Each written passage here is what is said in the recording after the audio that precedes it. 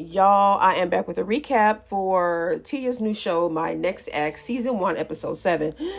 So the episode starts with the ladies at a sleepover. They are at Tia's house, I think. So they play a game, Never Have I Ever. So while playing this game, we learned that Tia not only kissed a girl and liked it, okay, but she also went swimming in her birthday suit. Meanwhile, Natasha dropped a bombshell. She once kissed Rihanna. Yes, that Rihanna bad girl Riri. So Sierra, of course, she has to take things a little bit further. Okay, she has to one up the girls. So she admitted to watching couples frunk. And Natasha chimes in that, it's something she wouldn't mind doing her damn self. So Tia, in her confessional, she is hearing, the experiences that they had.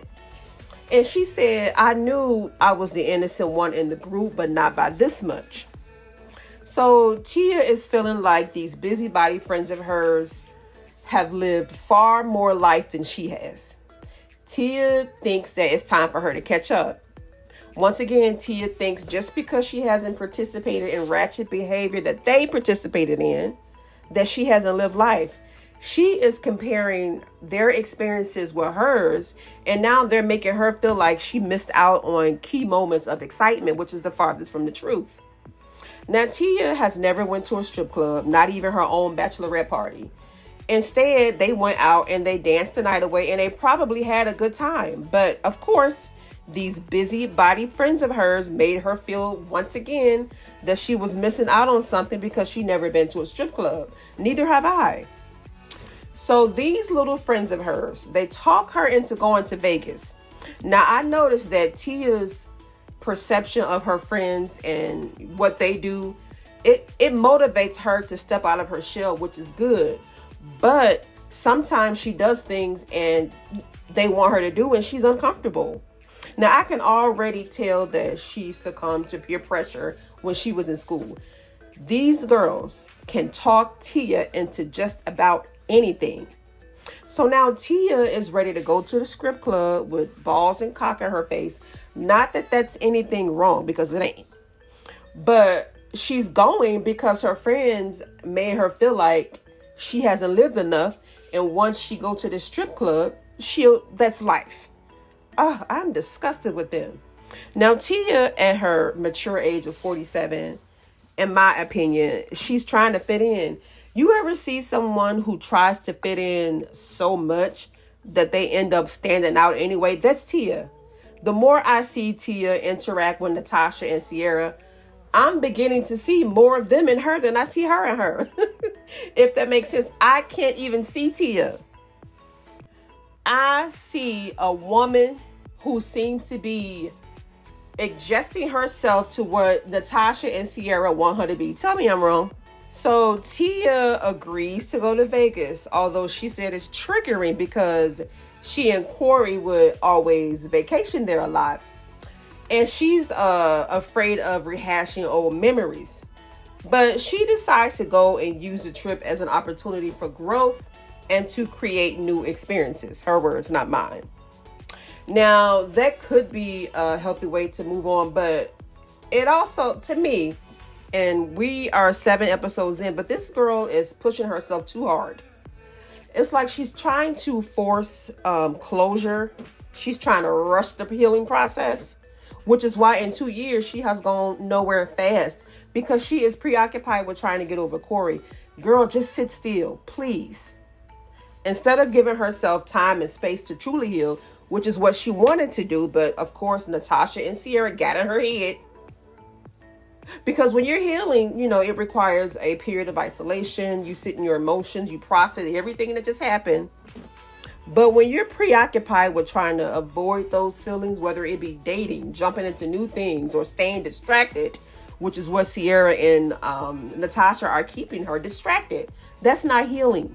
Tia is keeping herself distracted with dating apps, distracted with Sierra and Natasha to avoid dealing with the pain and memories she had with being married to Corey. Meanwhile, the busybodies are brainstorming ideas for the girls' trip to Vegas. So Sierra calls Tia Scary Mary Tia. She then has this bright idea that she would like to dare Tia to walk up to a random man and get his number. Now, this woman, Tia, is close to 50. We don't do shit like that. This is shit you did when you're 20. Who are these people? So then, honey, Natasha and Sierra, they are in the sex store. I think I can say that.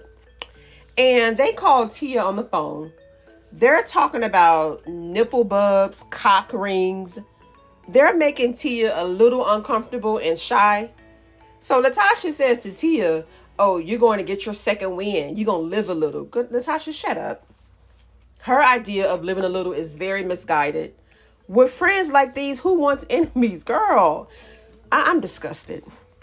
Tia is going through an emotional mess right now. And instead of them supporting her in ways that respect her boundaries, they are pushing her into doing all this extra shit that don't really even align with her. They should be supporting her in ways that nurtures her growth, not pushing her to do things for the sake of distraction. I am sick of them. You know what? I would love for Tia to have a conversation with Dr. Cheyenne Bryant, because Tia needs it. These little girlfriends of hers, they just for a good time, they ain't doing nothing but keeping her distracted, and she needs to be healed. I want my sister to be healed. You know what? I'm going to have to hit up Dr. Cheyenne Bryant, because Tia, I want you to win, girl, but Natasha and Sierra ain't doing nothing but keeping you distracted and full of lust. Because when y'all see this girl at the stripper club, honey, she went wild. I ain't never seen her full of lust like that. Tia. Whew, child, watch the episode.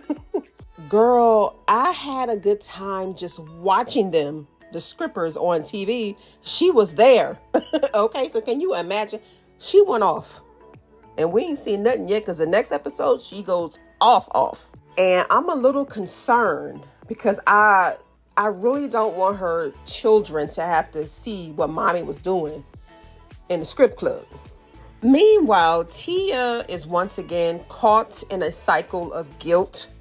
Okay, first she was having guilt for leaving Corey.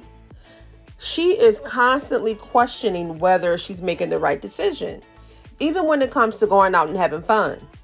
Tia feels like going out, leaving her kids with their daddy is being selfish. Girl, if you do it all the time, yes. It's okay to go out and have some fun, Tia. It's okay to go out and enjoy yourself. It's not like they're going to some neighbor's house or some friend's house. They're going to their dad's. And truth be told, they won't even notice you're not there. And I mean this in all due respect. Tia decides to throw herself a pity party. She calls her cousin Jerome and tells him that she feels bad for leaving Cairo to go and have fun with her friends. And Jerome pretty much tells her the same damn thing. Girl, it's okay for you to go out and have fun. And what did I say in my last recap? Tia cannot make a decision unless she consults with Jerome, Sierra, or Natasha. She needs validation that she's a good mom. Girl, you good. You got this. And I get it. She does not want to be perceived as a bad mom. Girl, I get it. But you can go out and have some fun sometimes. There has to be some type of balance. Taking time out for yourself is not selfish. It's necessary. You need that time. The ladies finally arrive in Las Vegas. They want the trip to be the bachelorette party Tia never had. While they're in Vegas, the ladies have a scavenger hunt to-do list. So the first thing is to get a guy to give you an article of clothing. Get a man to buy you a shot, kiss a stranger, take a shot without using your hands, dance on the bar, get a piggyback ride from a stranger. Everyone swap phones and send a message to the last person on your message list. So they tell Tia that they are going to a magic show, but what they're really doing is going to a strip club. So Sierra asks Tia what would she want the magician to make appear for her, and she said a man. Girl, I hear you. So Natasha said that they say how you get over a man is to get under another one. That kind of triggered Tia, and me too. So Tia said that she has never heard of such a thing because she's been with a man, her most of her damn life. So here these friends are again trying to push Tia in the mindset of using a man to get over another man. It's ridiculous. Tia calls these ladies her best friends, which I'm afraid of. These are women she may be on the phone with all the time, maybe hang out with all the time. Can you imagine the garbage they're feeding her? So then Tia says that, being in Vegas is reminding her that it's okay to let her hair down. Is it really Vegas, Tia, that's reminding you it's okay to let your hair down? Or is it Natasha and Sierra asking for a friend? So the ladies had to literally drag Tia by the hand and drag her into the strip club. And truth be told, I was enjoying the damn show myself. I was seeing rock hard abs, tight buns, dancing all over the place. So while the ladies are enjoying the strippers, Tia looks at Sierra because one of the strippers she took a liking to. And she was like, there's no fat on his body, all muscle. Tia, let me find out you're trying to call Corey fat. Let's not act like Tia is not subtly throwing little digs. Read between the lines. She's throwing shots at Corey, trying to say he fat. So meanwhile, one of the strippers come in front of Tia, honey, and she was grabbing his tight buns. He's in between her legs, dry humping her.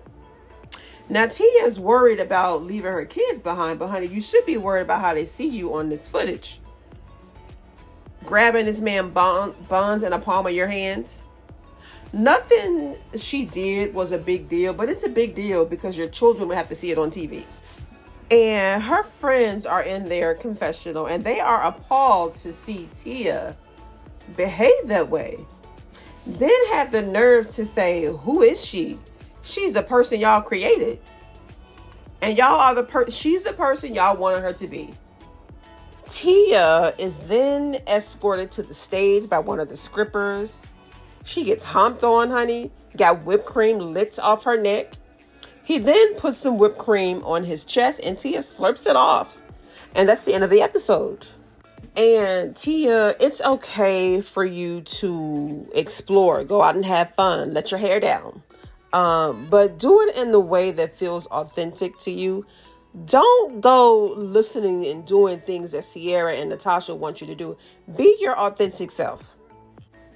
And while Natasha and Sierra, they may mean well, but they're pushing her to let loose and be free. It seems to come from their own definition of what that looks like, and which doesn't always align with Tia's personality. Y'all, that is the end of this episode. It was pretty good. I can't wait for episode 8. If you made it this far, and I hope you did, please give the video a thumbs up, and I will talk to y'all later. Bye.